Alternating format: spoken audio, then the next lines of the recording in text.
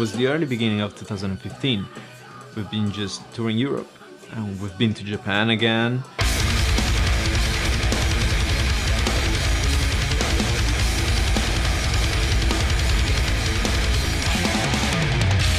So we started writing the new album, Amins to No End.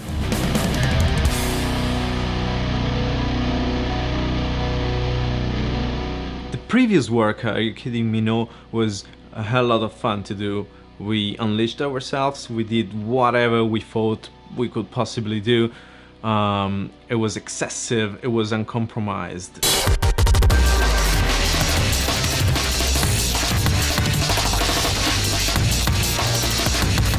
On this one, we just wanted to do something different, because just like my dear friend Matteo says, it's very bad for a band to become his own caricature. So we just wanted to do less fireworks and write actual songs. How do people write songs? L'accordo più lungo del mondo.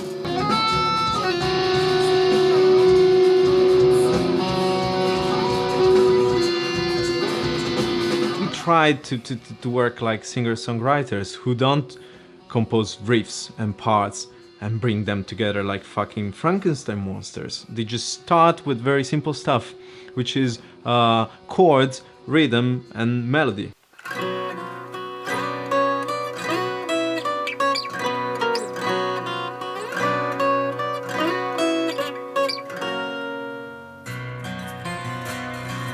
I got a thing inside my pocket.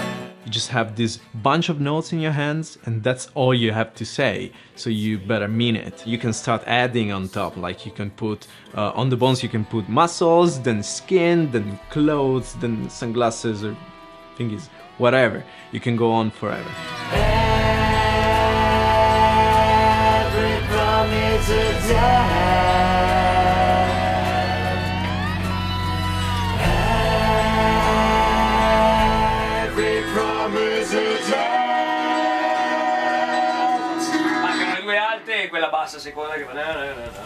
We didn't really write Amins to No End writing it, we rather wrote it playing it.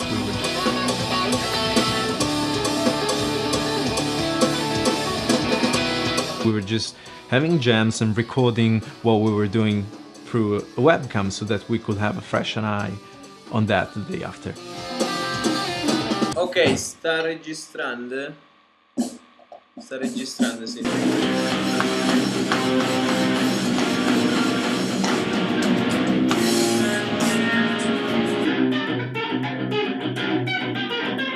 Something else we did was to dumb down our gear while writing so that it sounded bad.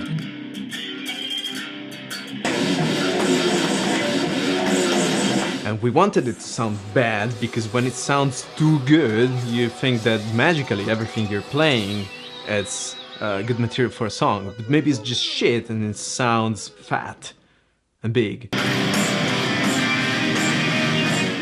Once the process of the writing was done and the arrangement was done and we ultimated the production that we did home, it was time to enter the studio.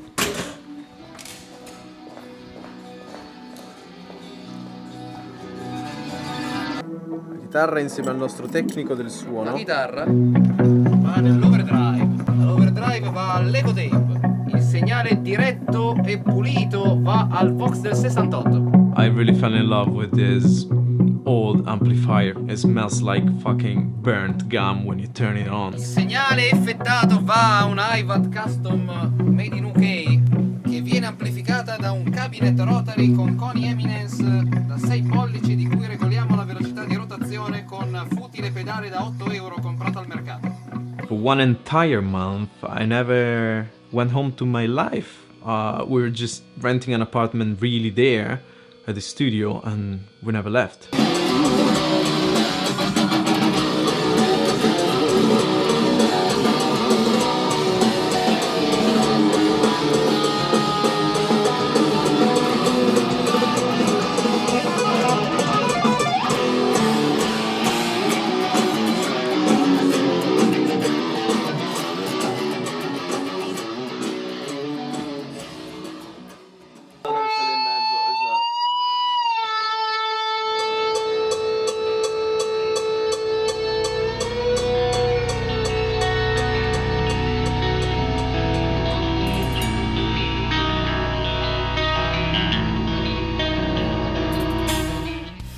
We wanted to give a deeper and more liquid sound to this record.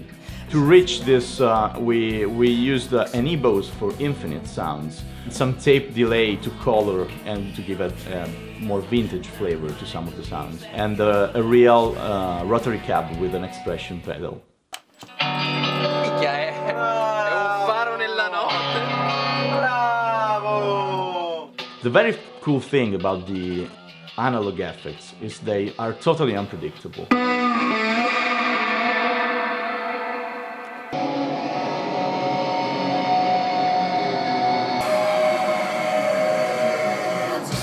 You never know when a feedback kicks in and the way it will comes in, so you have to be driven by your guitar and your amp. Ralph, non innesca bene, prova un po' di posizioni. Prova sdraiato, così.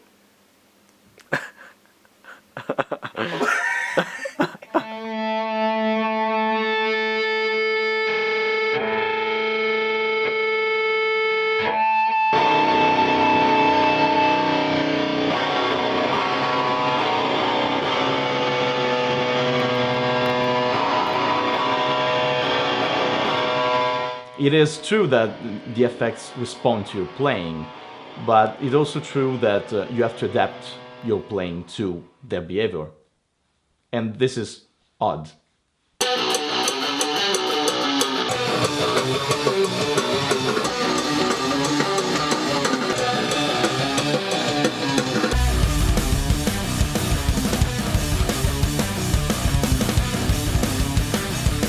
It was fucking surprising for me to see how live the songs were, also in studio. Even if I was there in front of the mixer, I was feeling like being on stage, and this never happened to me. It's a completely newer sensation for me, and I think you can tell it from this record.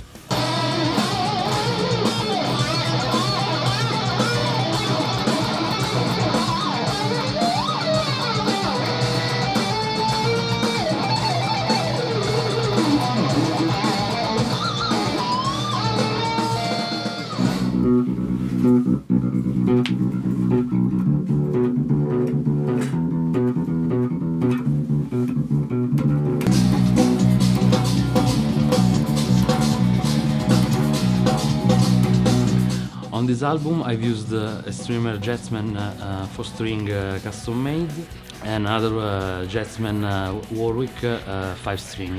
For a little part on ending 2 means a Fender Precision 61 ratio.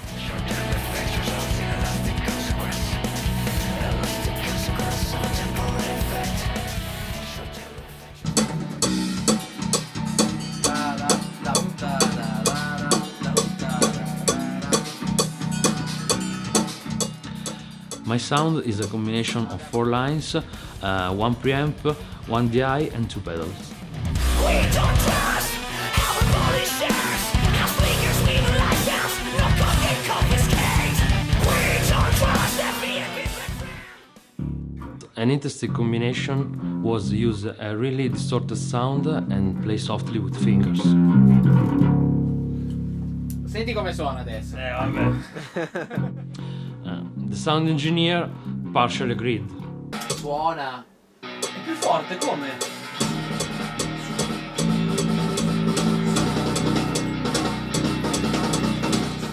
Larsen was really helpful in this process. Yeah, baby. He comes from the pop culture and I come from the hardcore punk. Apple pineapple. Sì, bravo. Allora, cos'è? Bo bo bu bui bu ba ba ba. Bubuibo o un bumbuibo? Bu bui bu.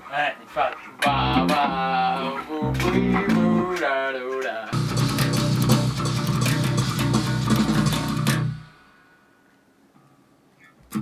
Ma Basta. Io mi faccio 2 caffè.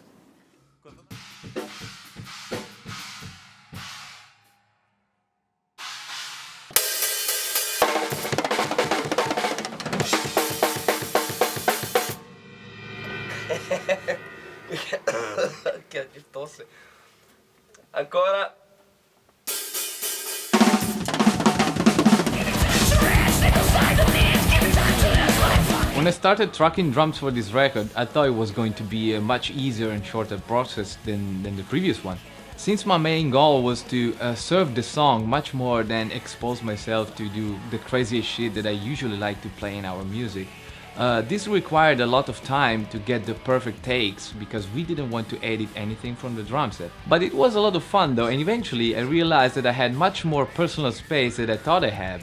For instance, I have a few crazy spots here and there pretty much in every song, and I have 2 full drum solos.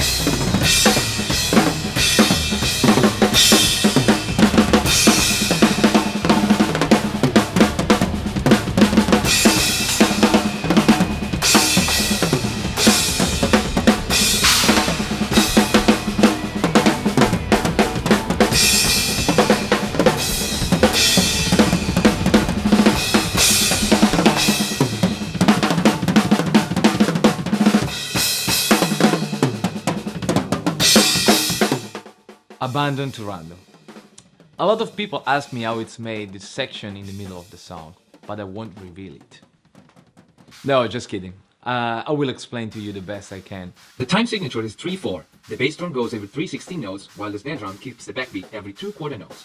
On top of this, there is a china that goes every 5/16 notes. Guitars are playing a 5-note patterns that goes at unison with the bass drum, meeting the china every 3 hits.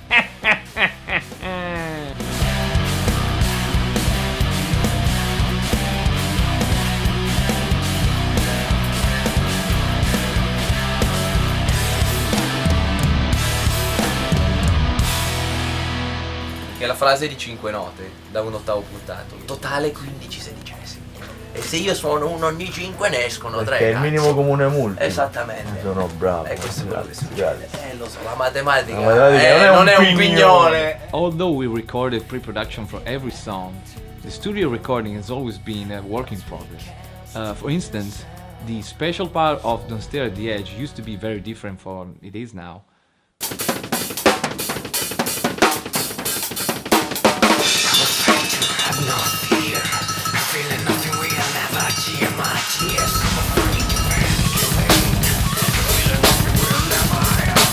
I was really into it, but unfortunately, it was voted down.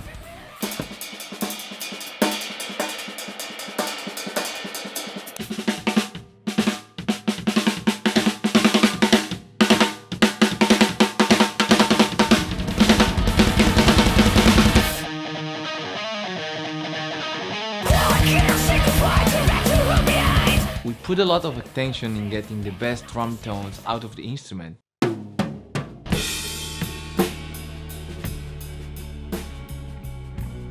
For ending to a means, we needed a different vibe out of the drum tones. For this reason, we decided to make a few adjustments. We decided to use just one of the 2 microphones inside the bass drum and playing with a softer felt beater. Also, we put a second head on top of the snare drum to get a very fat sound and a lighter right cymbal to get that 70s vibe. È appoggiata? È appoggiato sopra. Fede, mi fai un colpo con, poi me la tiri via e un colpo senza? Per farmi capire sta differenza. Figa. Che dici, Matt?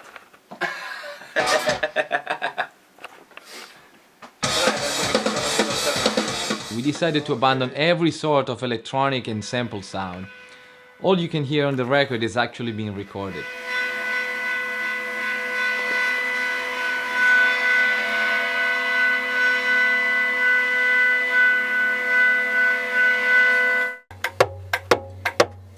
The first time I met Pacho, I was in a club in Milan, and I was wondering why there was a sort of flea market on stage. But then eventually the guy popped out and played every single item. And that's when I decided I wanted to have him on our record.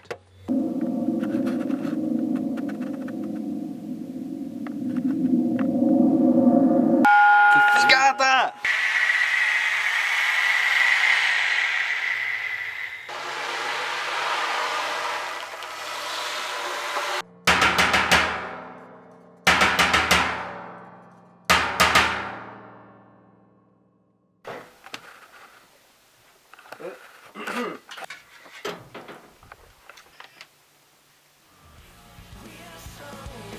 vocal sessions, it took only 4 days and everything was done. You know, Murphy's Law is always ready to fuck you. So I was asking, hey guys, everything is done? Everything sounds good? The guy said, yeah, it's cool. Okay, so super cool.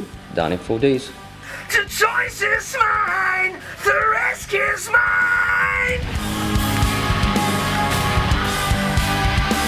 Cause they can give you energy and reach the bottom. In the beginning we start with only vocal melodies, no words, just blah, blah, blah, blah, blah, blah. During the pre-production process, me and Matt started to write some subject for lyrics, and then we brought them into verses.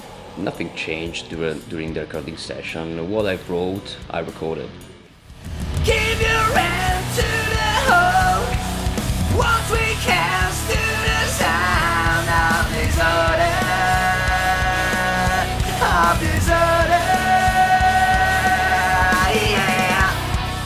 Lyrically, this album is the most sincere and introspective of our career. We talked about our relationship with fear. We talk about our relationship with people we love, with people we hate. We talk about our relationship with ourselves and that big fat bitch who is always in between, the ego.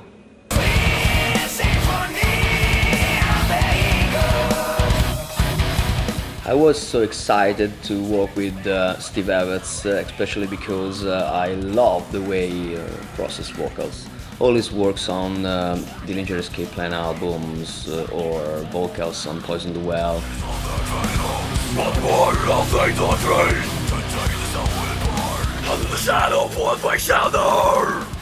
Especially on this album, I try to compact my vocals and do not change often my style during a song in terms of screen, clean vocals or growl.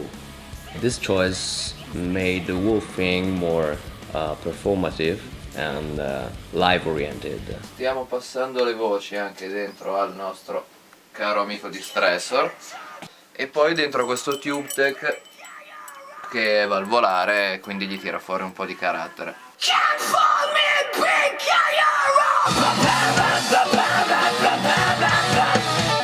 Diciamo che facendo così riusciamo a mantenere la performance originale con le sue dinamiche, facendo delle compressioni parallele che aiutano a tirare fuori i dettagli e schiacciare la voce senza avere quel senso di compressione fastidioso che a volte si ottiene semplicemente comprimendo la traccia della voce.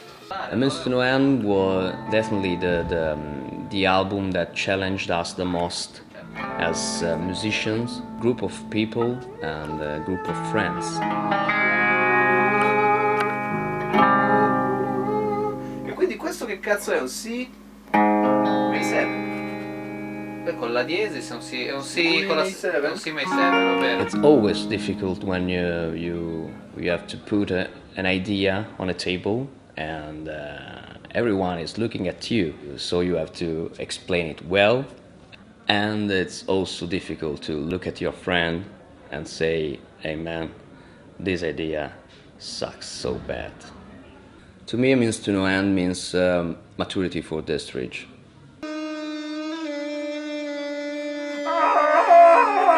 Lei rappresenta il più grande babbo del suo paese. Il babbo d'Italia! Chitarra cattiva chitarra. The fact is, with this album, we did what we wanted and we did what we felt. No! Buonanotte ragazzi. No, la volevo far fare solo a Gabriel, ma mi ha sgamato. Perché? Make Italy great again.